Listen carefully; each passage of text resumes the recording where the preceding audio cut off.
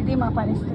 ఎప్పుడైనా సరే ఇలాంటి ఈవెంట్స్ కి వచ్చేటప్పుడు నేను చేసేటువంటి పని అయితే లాస్ట్ వరకు ఉన్నాము అంటే బయటకి రావడం అనేది చాలా ఇబ్బంది అయిపోతుంది. కాబట్టి లాస్ట్ కల్లా బయటకు వచ్చేస్తే కొంచెమైనా మనకి ఎస్కేప్ రూట్ దొరుకుతుంది.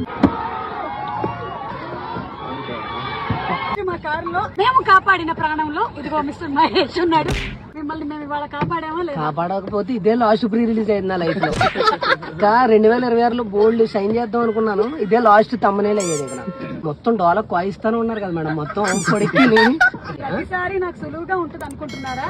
ప్రతి ప్రీ రిలీజ్ ఈవెంట్ లో ఈవెంట్ స్టేజ్ మీద హ్యాండిల్ చేయడం అనేది ఒక ఎత్తు అయితే క్లైమాక్స్ ఇంటికి వెళ్తామా రసవత్తరంగా ఉంటుంది. ఇంటికి వెళ్ళడం ఫోన్ చేస్తాను ఎవరికి ఫోన్ చేస్తున్నారు? మా వాడికి. మహేష్ నీ అనుభవం ఏంటి మహేష్?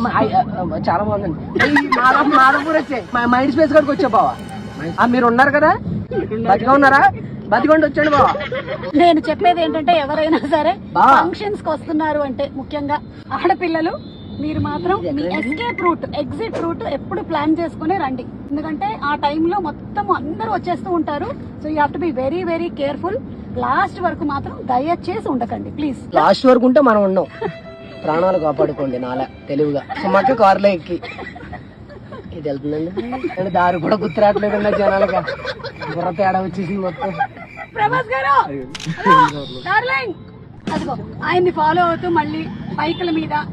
పాప మీ అమ్మ నాన్న ఇంట్లో వెయిట్ చేస్తున్నారే, నీ దుంపదేగా. మెల్లిగా వెళ్ళు మెల్లిగా వెళ్ళు. మా అమ్మ తర్వాత మీరేనక్క జన్మనిచ్చింది నాకు. ఇక్కడ ఎక్కడో